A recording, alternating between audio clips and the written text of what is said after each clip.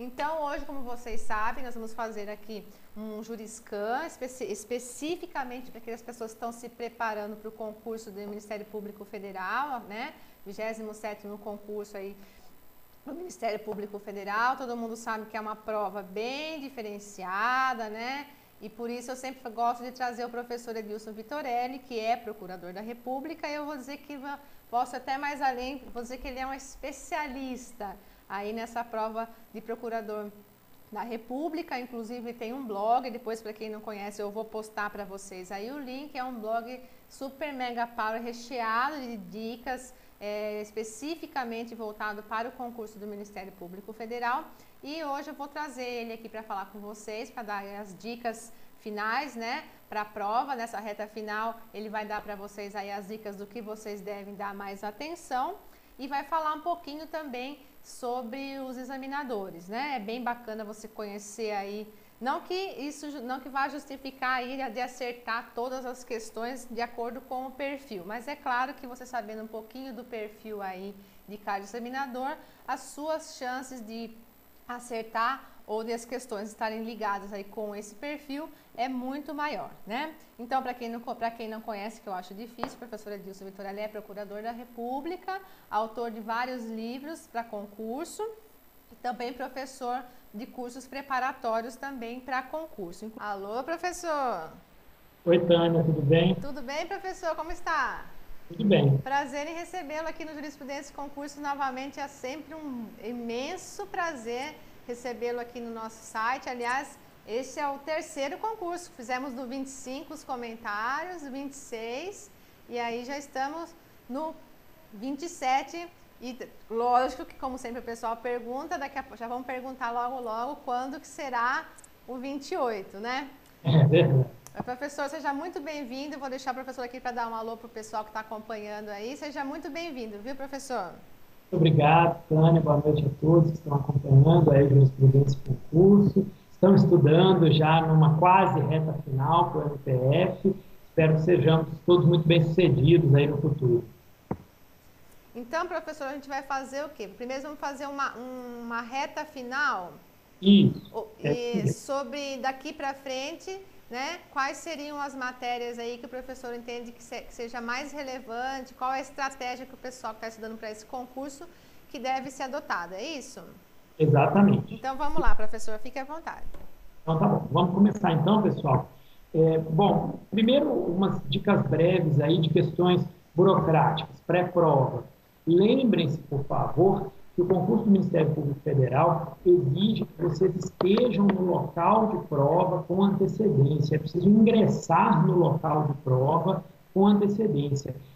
Eu vejo em todo concurso gente reclamando que ficou na porta conversando e não entrou e acabou perdendo a prova. Isso é um absurdo.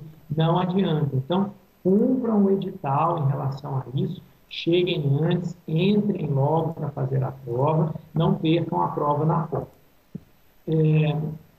Eu sei que estudar para o Ministério Público Federal é um considerável desespero, porque o programa é enorme e muito difícil até de se ler. Muita gente me pergunta sempre por que o programa do Ministério Público Federal é tão desorganizado.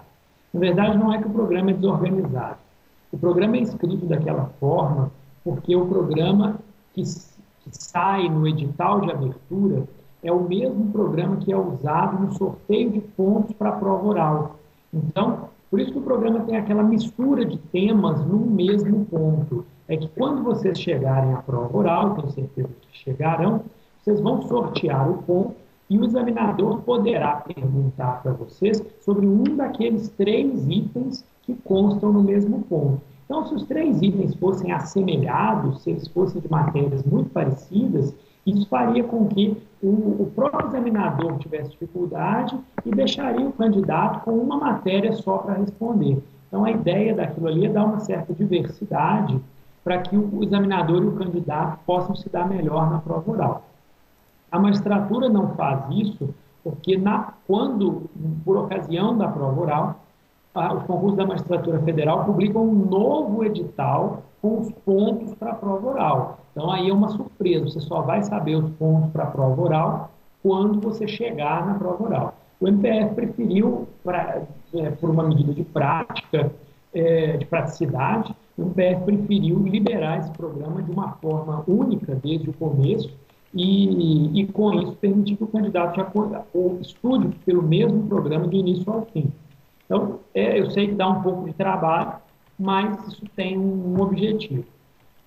Quem está estudando hoje está aí há pouco menos de 2 meses da prova, então realmente um período de reta final para um concurso em que tanta coisa complicada, tanta coisa cai, tanta matéria cai. O que eu diria para vocês como uma dica geral? No concurso passado, e esse concurso é, de certo modo, uma reedição do concurso passado, daqui a pouco eu vou falar mais sobre isso, o que decidiu, pelo menos a primeira etapa, foi direito penal e direito processual penal. Então, quem é fraco em direito penal ou em direito processual penal precisa estudar essas 2 matérias. Isso é hoje fundamental na prova do MPF. Por quê?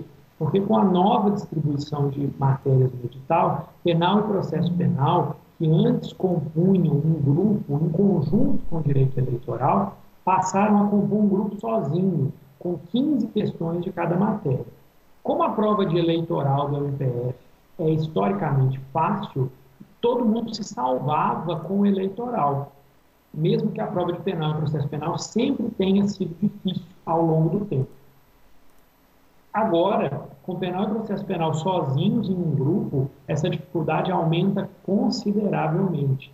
É preciso fazer lá a nota mínima, fazer os 50%, as 15 questões no grupo, tendo 15 de penal e 15 de processo penal. Então, vejam que ficou realmente bem complicado para quem tem dificuldade em penal e processo penal. Então, esse seria, para mim, a prioridade. A segunda prioridade é quem ainda não refez a prova do 26º concurso. Se alguém ainda não refez a prova do 26º concurso, esta é a hora de refazer. Não pode esperar mais. O 26º concurso teve exatamente a mesma estrutura e praticamente os mesmos examinadores que vocês terão no 27º concurso. Então, é uma oportunidade ímpar que um candidato do 27º concurso tem de fazer uma prova elaborada pela mesma pessoa que elaborou a prova do 26º concurso. Então, vejam como isso é inédito praticamente na história do MPF. Eu já adianto para quem está aí se preparando para o 28º concurso, que ainda não tem previsão para acontecer, que o Conselho Superior do MPF já adiantou que, a princípio, no 28º concurso, haverá mudança da banca examinadora, ou seja, é a última chance que as pessoas terão de fazer o concurso com uma banca que é praticamente inteira conhecida lá do 26º concurso, e boa parte dela ainda era banca do 25º concurso. Então, são pessoas que, às vezes, algumas delas já elaboraram 2 provas anteriores. Então, meus amigos, não há preparação melhor do que refazer prova anterior.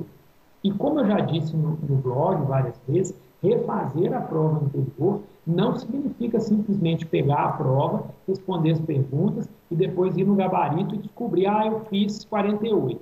Isso não significa absolutamente nada. Refazer a prova é refazer a prova e depois, questão por questão, pesquisar as alternativas, descobrir por que errou, descobrir a causa dos erros, descobrir a causa também dos acertos, porque vocês sabem muito bem que muitas vezes a gente acerta perguntas chutando ou fazendo por eliminação. Então, o estudo no qual o candidato refaz uma prova anterior implica não apenas refazer a questão, mas refazer a questão e descobrir tanto porque errou quanto porque acertou. Isso é fantástico e isso é essa chance que vocês têm agora de fazer isso com o mesmo examinador é algo que possivelmente não terão no futuro. A última questão geral em relação a estudos. Há muitas matérias no MPF que têm caído bastante e que não costumam cair em outros concursos. Quem está focado no estudo do MPF está mais tranquilo em relação a isso, as pessoas já vêm estudando, quem prestou o concurso anterior, etc., isso é mais tranquilo. Agora, para quem não é focado no MPF, para quem faz magistratura e está fazendo esse concurso do MPF meio que acidentalmente, cuidado com esses conteúdos. Cuidado com o direito eleitoral, cuidado com a questão da metodologia jurídica lá no direito constitucional, que nós vamos falar daqui a pouco com um pouco mais de detalhes. Cuidado com as questões de índios, que têm caído muito recorrentemente no último concurso. Essas questões serão muito provavelmente objeto de perguntas no 27º concurso. E também para quem está fazendo magistratura federal e está meio que caindo aí acidentalmente no MPF. Muito cuidado com o direito internacional. O estudo de direito internacional da magistratura federal é muito mais superficial que o estudo de direito internacional que tem sido necessário para a prova do MPF. O doutor Eugênio Aragão, que é o examinador internacional, tem cobrado questões muito específicas, não vou dizer que são propriamente questões muito difíceis. O que os candidatos do 25º e 26º concurso me disseram é que, para quem estudou, as questões não eram impossíveis, mas não são questões que você vai achar lá no livro do RESEC. Não são questões que você pode ler o manual padrão que todo mundo lê para a magistratura federal e achar que você vai conseguir responder as questões do MPF. Tem caído muitos casos, muitos julgados de tribunais internacionais. Então, calibrem esse estudo. Não adianta estudar para a magistratura do MPF como vocês eventualmente estudariam para uma prova da magistratura federal. Em relação aí, começando já, Tânia, a tratar dos examinadores, para a gente tratar também um pouquinho das matérias, caso a caso, tudo bem?